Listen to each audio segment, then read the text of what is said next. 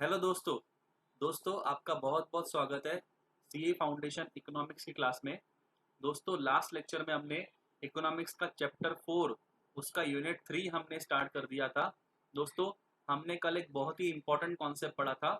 हमने ये देखा था कि मार्केट में, परफेक्ट कंपटीशन वाले मार्केट में प्राइस और आउटपुट कैसे डिसाइड होता है। दोस्तों, एक बार मैं आपको फिर ग्राफ आपको ड्रॉ करके दिखा देता हूँ, चार्ट उसका कैसे था। हमने दोस्तों देखा था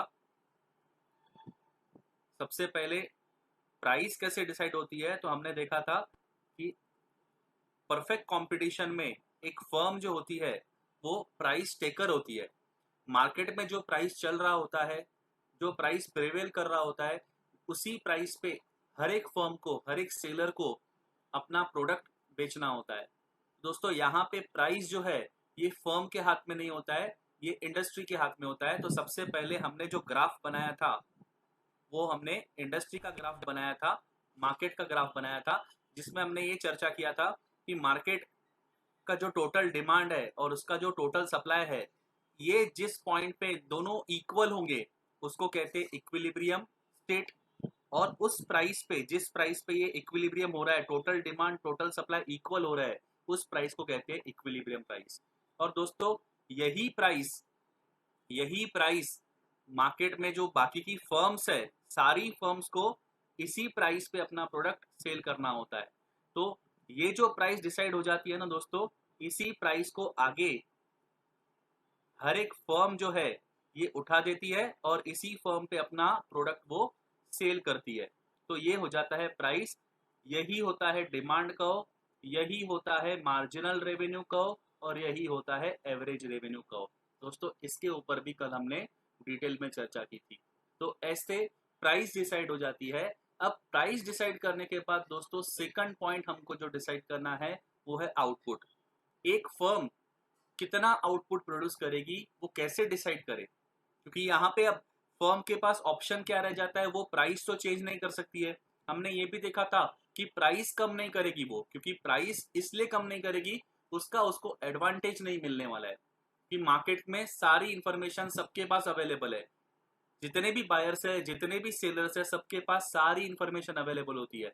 तो अगर आप प्राइस कम कर दोगे तो बाकी फर्म्स भी, बाकी के सेलर भी जो है वो भी अपना प्राइस कम कर देंगे, आपको उस चीज का एडवांटेज नहीं मिलेगा। इसलिए कोई भी फर्म प्राइस कम नहीं करती है और ज्यादा वो चार्ज नहीं कर सकती, क्योंकि ज्यादा चार्ज करेगी तो उसके जो मार्केट शेयर है, उसके जो कस्टमर्स है, वो लूज कर देगी, वो दूसरे के पास चले जाएंगे। तो न तो वो प्राइस बढ़ा सकती है, न तो वो प्राइस कम कर सकती है। उसके पास एक ही ऑप्शन होता है, जो प्राइस चल रही है मार्केट में उसी प्राइस पे अपना प्रोडक्ट सेल करो। जितनी क्वांटिटी ज्यादा सेल कर सकते हो उतना सेल करो, अगर आपको अपना रेवेन्यू बढ़ाना है तो फर्म कितना प्रोडक्शन करे ये वो कैसे डिसाइड करेगी, अपना आउटपुट कैसे डिसाइड करेगी। तो दोस्तों, उसके लिए मैंने आपको बताया था कि आपको एमसी कर्व इसमें इंट्रोड्यूस करना पड़ेगा। एमसी कर्व के बारे में हमने चर्चा की थी कि एमसी कर्व पहले जब आप प्रोडक्शन स्टार्ट करते हो तो स्टार्टिंग में ये एमसी मार्जिनल कॉस्ट जो होती है ये गिरना चालू होती है, बहुत तेजी से गिरती है। फिर एक पॉइंट आता है जहां पे ये लोएस्ट पॉइंट पे होती है, मिनिमम होती है। इसके बाद अगर आप आगे प्रोडक्शन करना स्टार्ट करोगे तो ये जो मार्जिनल कॉस्ट है ये बढ़ना चालू हो जाएगी, बहुत रफ्तार से बढ़ेगी। दोस्तों, फिर हमने देखा था कि आउटपुट डिसाइड करना है तो उसके लिए दो कंडीशन थी। पहली कंडीशन क्या थी कि एमसी और एमआर ये दोनों इक्वल होने चाहिए। उस पॉइंट पे एमसी मीन्स एक एडिशनल यूनिट बनाऊंगा तो उसका जो मुझे एडिशनल कॉस्ट आएगा उसको कहते हैं मार्जिनल कॉस्ट। तो एडिशनल यूनिट बनाने का जो कॉस्ट है, और वो जो एडिशनल यूनिट मैंने बनाया उसको बेच में कितने में रहा हूं उसको कहते हैं मार्जिनल रेवेन्यू। तो बनाने का कॉस्ट और बेचने का रेवेन्यू ये दोनों इक्वल होने चाहिए। उस पॉइंट पे फर्म रुक जाएगी। और दूसरी कंडीशन क्या थी, एमसी का वो जो है ये कट करेगा एमआर कर्व को फ्रॉम बिलो, वहां पे हमको रुकना है। दोस्तों, यहाँ पे हमको दो पॉइंट मिल रहे हैं जहां पे एमसी और एमआर इक्वल है, एक तो ये, लेकिन यहाँ पे एमसी कर्व जो है ये एमआर कर्व को ऊपर से कट कर रही है। दोस्तों, ये वाला पॉइंट हमको नहीं सिलेक्ट करना है, ये पॉइंट सिलेक्ट नहीं होगा, ये वाला पॉइंट हमको सिलेक्ट करना होगा। यहाँ पे भी एमसी और एमआर इक्वल हो रहे हैं, लेकिन एमसी कर्व जो है एमआर कर्व को नीचे से कट कर रही है दोस्तों, तो ये वाला पॉइंट हमारा सिलेक्ट हो जाएगा और एक फर्म की ये क्वांटिटी आ जाएगी। इस पॉइंट पे फर्म का जो प्रॉफिट रहेगा वो मैक्सिमम रहेगा। दोस्तों यहाँ पे हम इसलिए नहीं रुक रहे क्योंकि इसके आगे प्रोडक्शन करेंगे तो कॉस्ट कम हो लगने वाली है और बेच के ज्यादा पैसे मिलने वाले हैं। तो इनफैक्ट प्रॉफिट होना स्टार्ट हो जाएगा। यहाँ पे अगर आपकी कॉस्ट कम आ रही है, आपको रेवेन्यू ज्यादा मिल रहा है, तो बना के हमको फायदा है, इसलिए हम प्रोडक्शन करेंगे। यहाँ के बाद हम आगे प्रोडक्शन नहीं करने वाले, उसका एक ही रीजन है, क्योंकि यहाँ के आगे प्रोडक्शन होगा तो बनाने की जो कॉस्ट है वो ज्यादा लगेगी और बेच के जो रेवेन्यू मिलेगा वो कम होगा। तो अब यहाँ पे तो नुकसान वाली बात हो जाएगी, हमारे प्रॉफिट्स वापस कम होना शुरू हो जाएंगे। तो ये वाला वो पॉइंट है जहां पे हमारी कॉस्ट, जहां पे हमारा कॉस्ट और मार्जिनल रेवेन्यू इक्वल हो रहा है और इस पॉइंट पे हमारा प्रॉफिट जो है वो मैक्सिमम पॉइंट पे रहेगा दोस्तों। तो ये जो है हमने आउटपुट डिसाइड कर लिया। इस तरह से दोस्तों हमने प्राइस और आउटपुट डिसाइड कर लिया कॉम्पिटिटिव मार्केट में, परफेक्ट कॉम्पिटिशन वाले मार्केट में। अब दोस्तों हमको ये देखना है कि शॉर्ट रन में क्या एक फर्म नॉर्मल प्रॉफिट कमा पाएगी, सुपर नॉर्मल प्रॉफिट कमा पाएगी, या फिर वो लॉसेस इनकर करेगी। हमको ये सिचुएशन देखनी है कि शॉर्ट रन में आखिर एक फर्म के साथ क्या क्या हो सकता है, कौन कौन सी पॉसिबिलिटी हो सकती है। अब दोस्तों देखते हैं क्या एक फर्म को नॉर्मल प्रॉफिट होगा, सुपर नॉर्मल प्रॉफिट होगा, या फिर लॉस होगा शॉर्ट रन में। तो आइए इसके ऊपर हम चर्चा करते हैं थोड़ा। हम ओवरऑल प्रॉफिट के बारे में बात कर रहे हैं, फिर लॉस के बारे में बात कर रहे हैं। हमने प्राइस डिसाइड कर दिया। प्राइस तो जो मार्केट से आएगी, जो इंडस्ट्री की प्राइस आएगी, वही प्राइस एक फर्म को लेना पड़ेगा। फिर उसके बाद हमने क्वांटिटी भी डिसाइड कर लिया। क्वांटिटी कैसे डिसाइड होगी, उसके लिए दो कंडीशंस है, एमसी और एमआर इक्वल होने चाहिए, और एमसी कर्व जो है ये एमआर कर्व को कट करेगा फ्रॉम बिलो। उस पॉइंट पे फर्म रुकेगी, अपना उसको आउटपुट मिलेगा, उस पॉइंट पे फर्म का जो प्रॉफिट रहेगा वो मैक्सिमम रहेगा। ठीक है। अब शॉर्ट रन में दोस्तों हमने देखा है दो तरह के रन होते हैं। हमने ये प्रोडक्शन वाले यूनिट पे देखा था और कॉस्ट वाले यूनिट पे देखा था कि दो तरह के रन होते हैं, शॉर्ट रन और लॉन्ग रन। शॉर्ट रन में क्या होता है, जो इनपुट्स होते हैं, जो फैक्टर्स ऑफ प्रोडक्शन होते हैं, उसमें से कम एक फैक्टर ऑफ प्रोडक्शन फिक्स रहेगा और एक जो था वो वेरिएबल था, जिसको हमने लेबर को वेरिएबल किया था और कैपिटल को हमने फिक्स रखा था। तो इस तरह के शॉर्ट रन में क्या फर्म को नॉर्मल प्रॉफिट होगा, नॉर्मल प्रॉफिट, या फिर फर्म को सुपर नॉर्मल प्रॉफिट होगा,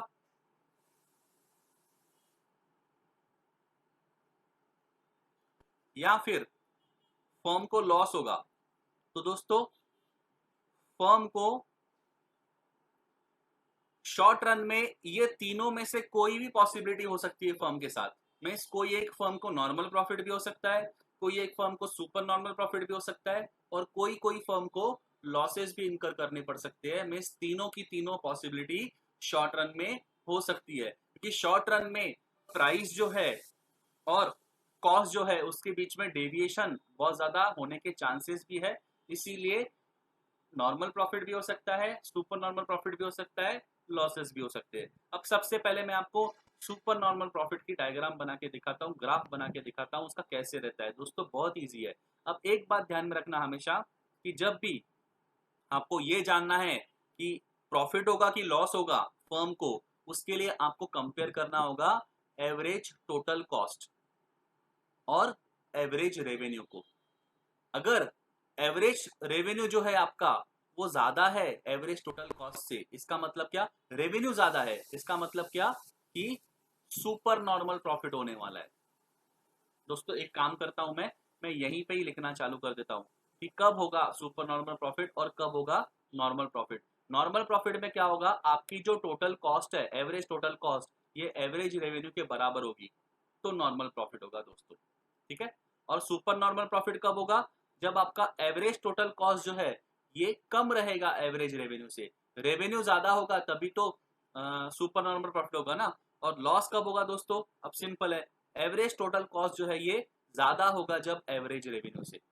एक बात ध्यान में रखना, अब मैं पिक्चर क्लियर करता हूं। प्राइस तो हमने, देखो प्राइस हमने कैसे डिसाइड की थी, प्राइस तो हमने इंडस्ट्री की उठाई थी, जो इंडस्ट्री में होगा। और इंडस्ट्री में प्राइस कैसे डिसाइड होती है, वो इक्विलिब्रियम से डिसाइड होती है। और इक्विलिब्रियम का मतलब क्या था?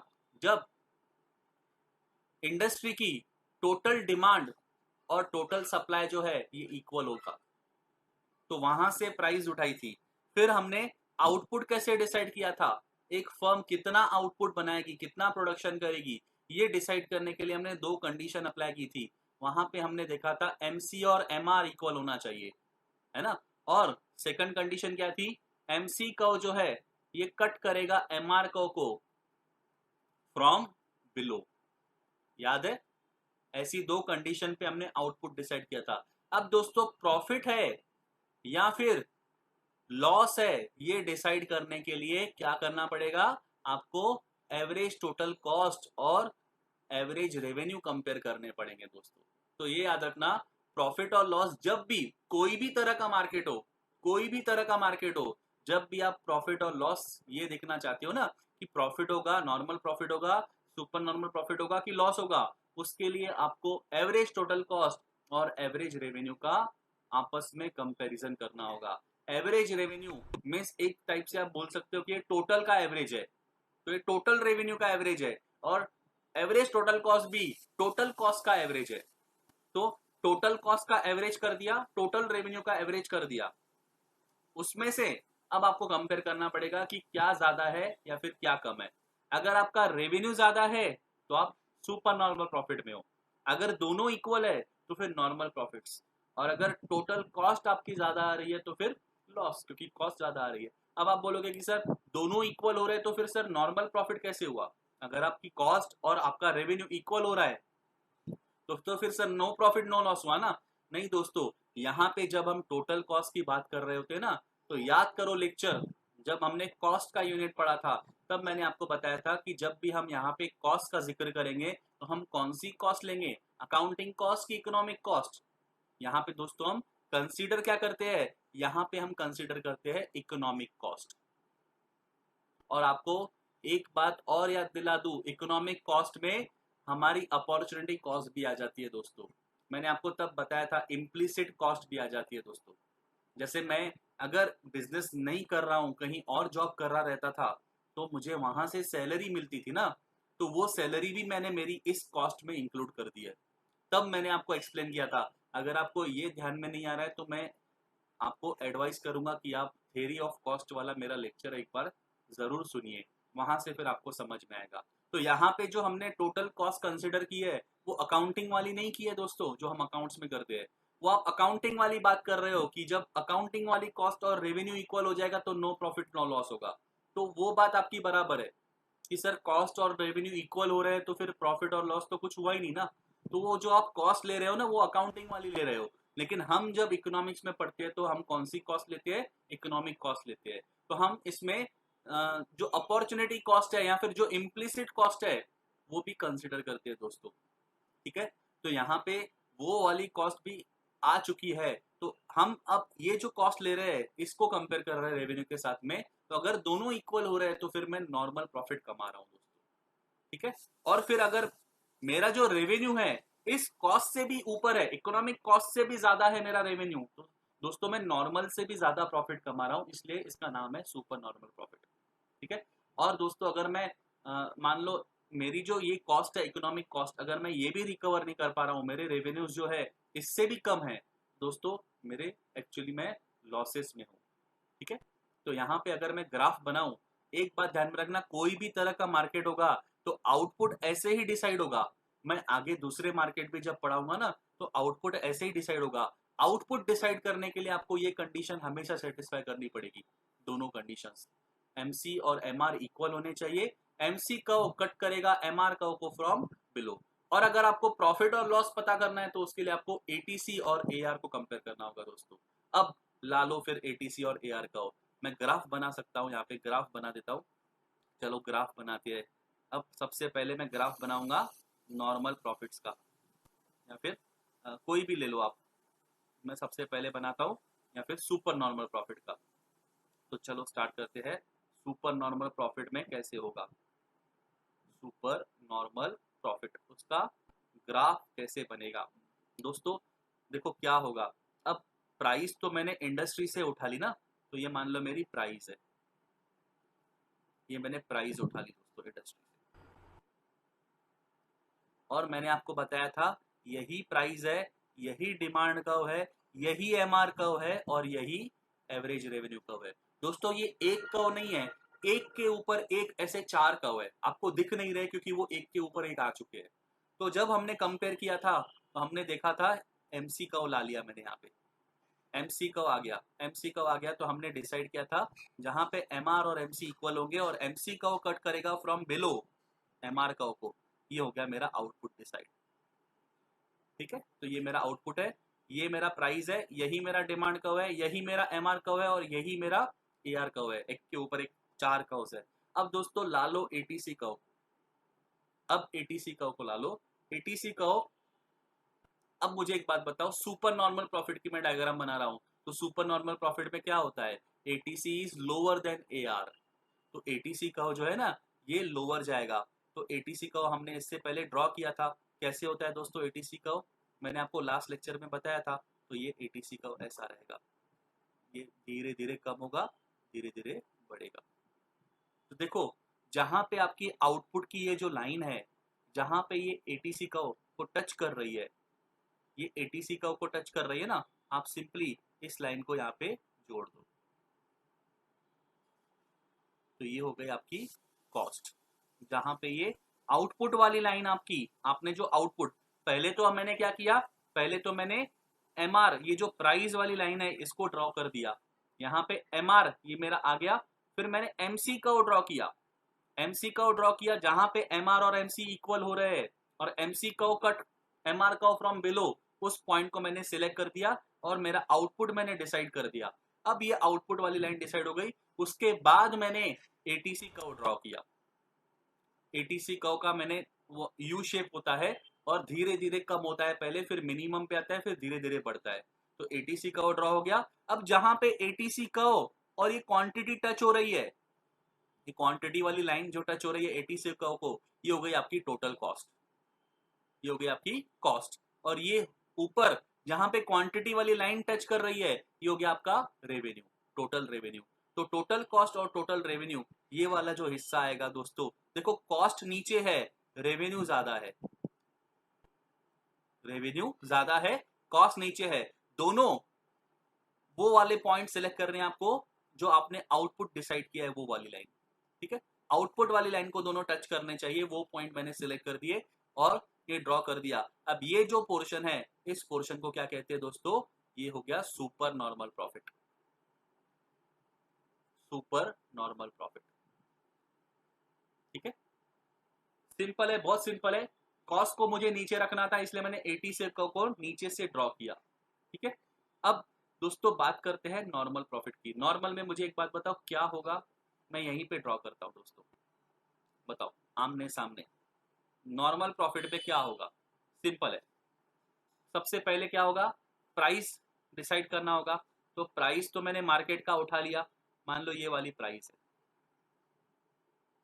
यही मेरी प्राइस है, यही मेरी डिमांड है, यही मेरा एमआर कर्व है, और यही मेरा एआर कर्व है। ठीक है, समझ में आया।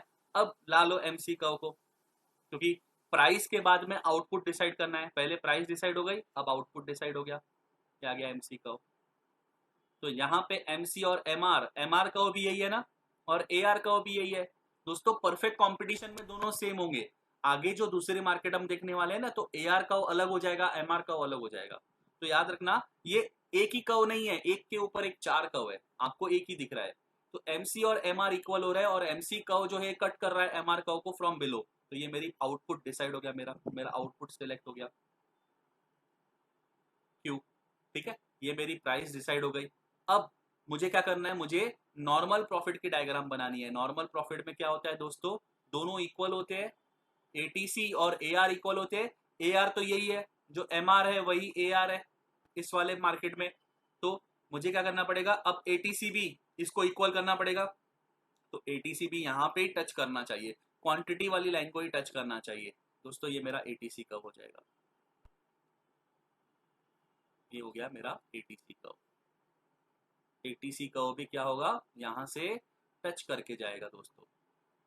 और टच कहां पे होने वाला है, वो जहां पे क्वांटिटी वाली लाइन है, क्वांटिटी वाली लाइन को ही टच होगा। तो यहाँ पे अगर टोटल कॉस्ट देखोगे तो यही है, और रेवेन्यू भी देखोगे तो यही है। तो नॉर्मल प्रॉफिट में ऐसा कोई रीजन तैयार ही नहीं होता है दोस्तों, दोनों इक्वल होते हैं। क्लियर? समझ में आया? कभी भी normal profit, super normal profit या लॉसेस आपको निकालने हैं तो आपको एटीसी कर्व और एआर कर्व जहां पे टच हो रहे हैं वही आपको दिखना होगा। ठीक है, क्वांटिटी वाली लाइन पे। हाँ, तो आगे बढ़ते हैं दोस्तों। अब लॉसेस वाली डायग्राम निकाल के बताता हूँ, वो भी बहुत ईजी है। देखो, लॉसेस वाला डायग्राम कैसे बनेगी, बहुत ईजी है। सबसे पहले क्या आएगा, हमारा प्राइस। प्राइस डिसाइड हो गया, मार्केट की जो प्राइस है वही मुझे उठानी है, क्योंकि यहाँ पे ऑप्शन नहीं है फर्म के पास।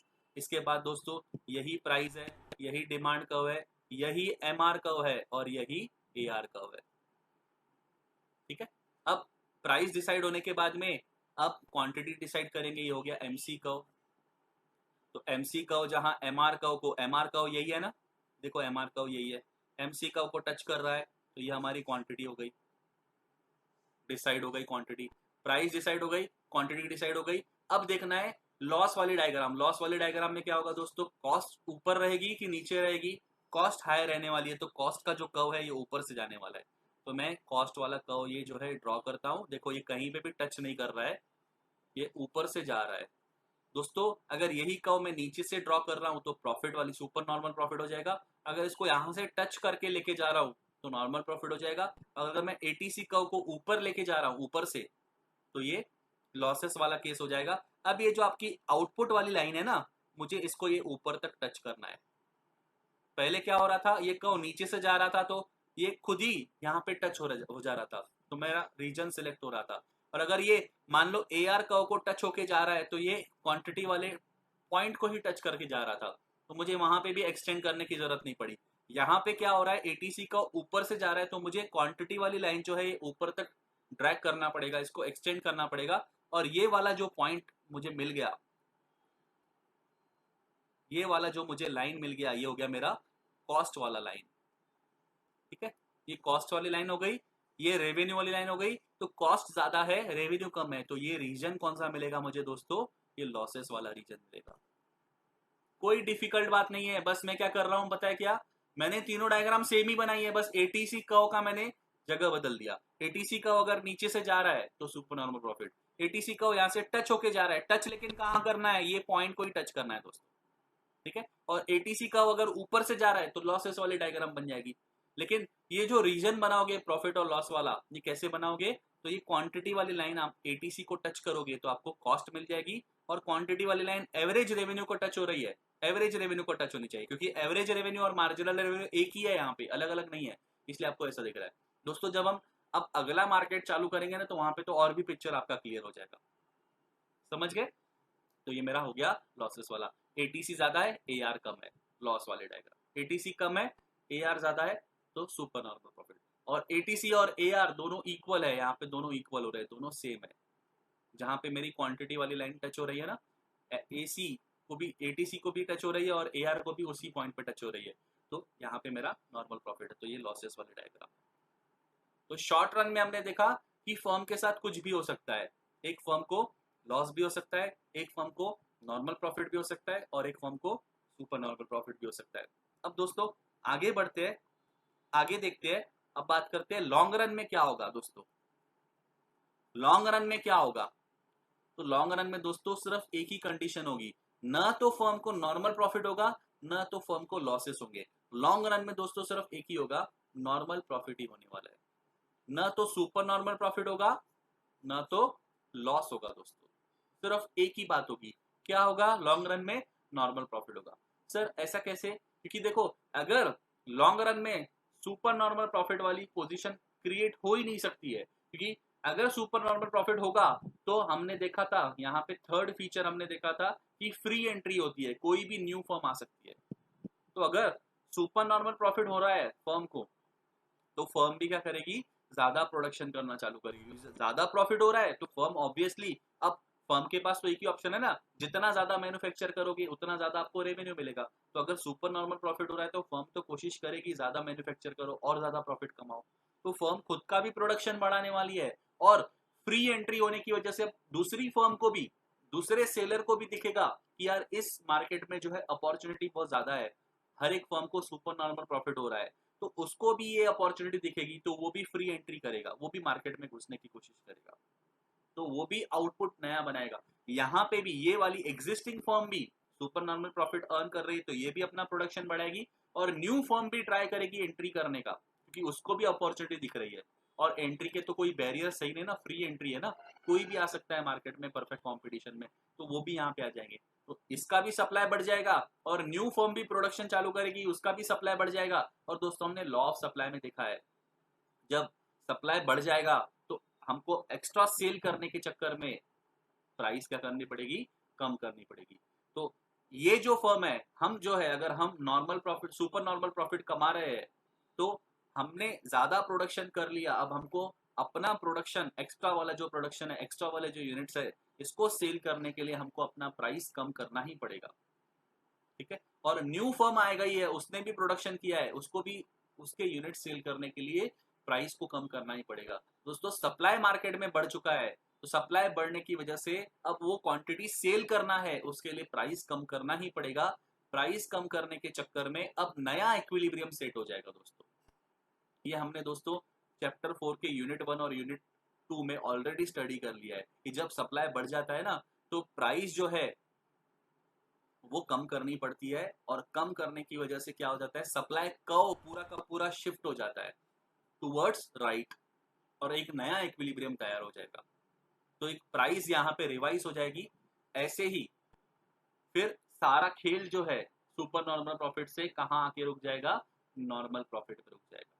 और दोस्तों जो फर्म को लॉस हो रहा है लॉन्ग रन में, वो तो फर्म यहाँ पे रुकने वाली है ही नहीं, क्योंकि लॉस हो रहा है, फ्री एग्जिट है, कोई भी कभी भी जा सकता है, तो जो फर्म को लॉसेस हो रहा है वो यहाँ से एग्जिट हो जाएगी, एग्जिट हो जाएगी तो उतना सप्लाई मार्केट से कम हो जाएगा, और फिर ये जो है प्राइस बढ़ जाएगी।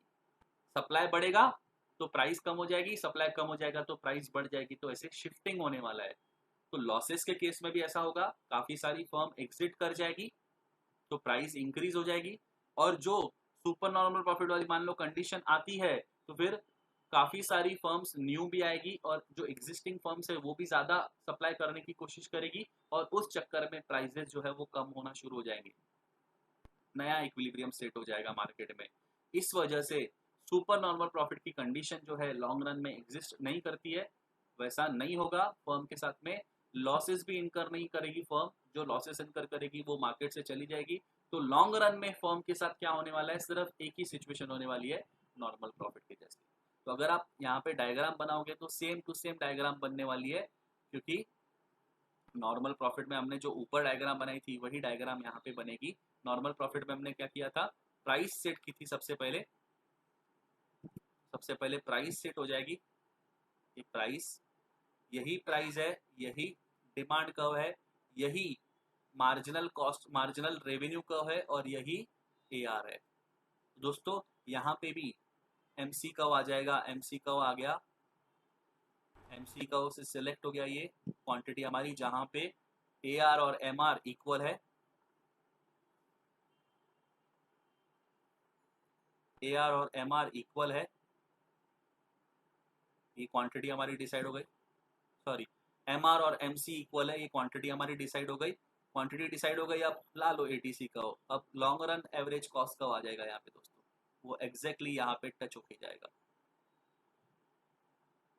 ये लॉन्ग रन MC कर्व है, ये long run average cost curve है, जहाँ पे ये AC ATC और AR कर्व इक्वल होते हैं, वो नॉर्मल प्रॉफिट वाली सिचुएशन होती है। तो लॉन्ग रन में सिर्फ एक ही सिचुएशन हो सकती है फर्म के साथ में, शॉर्ट रन में कुछ भी हो सकता है क्योंकि वो शॉर्ट रन है। लॉन्ग रन में जाके अगर आप down the year, down the line, अगर आप काफी सालों बाद जाके देखोगे लॉन्ग रन में, तो सिर्फ एक ही सिचुएशन फर्म के साथ हो सकती है, नॉर्मल प्रॉफिट वाली, ना तो सुपर नॉर्मल प्रॉफिट होगा ना तो लॉसेस होंगे। तो दोस्तों आई होप आपको आज का लेक्चर समझ में आया है। यहाँ पे दोस्तों हमारा ये जो परफेक्ट कंपटीशन वाला कॉन्सेप्ट है, मार्केट है, ये खत्म हुआ। इसमें दोस्तों हमने क्या क्या सीखा, हमने सीखा प्राइस कैसे डिटरमाइन होती है, आउटपुट कैसे डिटरमाइन होता है, और फिर हमने देखा शॉर्ट रन में फर्म के साथ क्या क्या होगा, क्या नॉर्मल प्रॉफिट हो सकता है, जी हाँ हो सकता है। क्या सुपर नॉर्मल प्रॉफिट हो सकता है? हो सकता है। क्या लॉसेस हो सकते हैं फर्म के साथ में शॉर्ट रन में? हो सकते हैं। लेकिन लॉन्ग रन में दोस्तों हमने देखा एक ही सिचुएशन हो सकती है फर्म के साथ में, हर एक फर्म लॉन्ग रन में सिर्फ नॉर्मल प्रॉफिट्स ही अर्न कर पाएगी। ठीक है। अगर दोस्तों ये लेक्चर सुनने के बाद में आपको कोई डाउट है तो आप अभी क्लियर करवा लो, क्योंकि यहाँ पे कॉन्सेप्ट सारे कवर होते हैं मेरे। अब आगे के जो मार्केट हमको सीखने हैं ना, वो बहुत बाएं हाथ का खेल हो जाएगा। बस थोड़ी सी देर में, अब मोनोपोली सिर्फ थोड़ा टाइम लगेगा हमको सीखने के लिए, मोनोपोली के लिए एक लेक्चर मेरा लगेगा, फिर तो काफी फास्ट हो जाएगा सब दोस्तों, क्योंकि हमने जो बेसिक कॉन्सेप्ट है यहीं पे सारे कवर कर दिए। बस आपको क्या याद रखना है? आपको याद रखना है प्राइस कैसे डिसाइड होगी। अब ये प्राइस जो डिसाइड होगी ना दोस्तों, अलग अलग मार्केट में अलग अलग तरीके से होती है। जैसे परफेक्ट कंपटीशन वाले मार्केट में हम जो इंडस्ट्री में प्राइस चल रही है वही उठाना पड़ता है दोस्तों, क्योंकि यहाँ पे फर्म जो होती है ये प्राइस टेकर होती है। फिर दोस्तों हमने देखा आउटपुट कैसे डिसाइड करना है। तो आउटपुट डिटरमाइन करने के लिए दो कंडीशंस देखी हमने। पहली कंडीशन थी एमसी और एमआर इक्वल होना चाहिए, तो आउटपुट डिसाइड करने के लिए एमसी और एमआर को कंपेयर करना होता है। और दूसरी कंडीशन देखी, एमसी कर्व कट करेगा एमआर कर्व को फ्रॉम बिलो, वहां पे आउटपुट हमारा डिसाइड हो जाएगा। फिर दोस्तों हमने देखा शॉर्ट रन में फर्म के साथ क्या हो सकता है, नॉर्मल प्रॉफिट्स भी हो सकते हैं, सुपर नॉर्मल प्रॉफिट भी हो सकते हैं, और लॉसेस भी हो सकते हैं दोस्तों। ठीक है। और फोर्थ में हमने देखा लॉन्ग रन में फर्म के साथ क्या होगा, सिर्फ नॉर्मल प्रॉफिट्स ही होंगे। और ये प्रॉफिट्स और लॉसेस निकालने के लिए हमने देखा, प्रॉफिट और लॉसेस निकालने के लिए क्या करना होता है, एटीसी और एआर को कंपेयर करना होता है। अगर एटीसी कम है एआर से तो ये होगा सुपर नॉर्मल प्रॉफिट। अगर एटीसी और एआर जो है इक्वल है तो ये हो गई कंडीशन नॉर्मल प्रॉफिट वाली। और अगर एटीसी जो है ये ज्यादा है एआर से तो ये हो गई दोस्तों सिचुएशन लॉसेस वाली। तो ये ओवरऑल समरी थी जो आज के लेक्चर जो अभी तक हमने परफेक्ट कंपटीशन में पढ़ा है उसकी। दोस्तों कोई भी डाउट है तो आप क्लियर करवा लीजिए, क्योंकि ये यहाँ पे सारे लॉजिक्स खत्म हो जाएंगे। अब इसके बाद थोड़ा सा बस मुझे वेरिएशन करना होगा। तो मैंने आपको दो कर्व आपको बोले थे, आपको याद होगा, तो कॉस्ट के सिर्फ दो कर्व याद रखना, एक एमसी कर्व और एक एटीसी कर्व। तो ये दोनों देखो हमको काम में आ रहे हैं। एमसी कर्व काम में आएगा आउटपुट डिसाइड करने के लिए, और एटीसी कर्व हमको काम में आएगा प्रॉफिट और लॉस डिसाइड करने के लिए, normal profit, super normal profit और लॉस डिसाइड करने के लिए। ठीक है। एटीसी कर्व को कंपेयर करना है एआर से, एमसी कर्व को कंपेयर करना है एमआर से, क्योंकि परफेक्ट कंपटीशन में एमआर और एआर दोनों एक ही कर्व है। एक्चुअली वो एक नहीं है, एक के ऊपर एक चार है, दोनों की पोजीशन सेम है, इसलिए आपको यहाँ पे दिक्कत नहीं गई है। अब अगले मार्केट में क्या हो जाएगा दोस्तों, ये एमआर कर्व अलग हो जाएगा, एआर कर्व अलग हो जाएगा, तो फिर और अच्छे से आपको समझ आएगा दोस्तों। ठीक है। मिलते हैं दोस्तों अगले लेक्चर में, तब तक के लिए बाय बाय।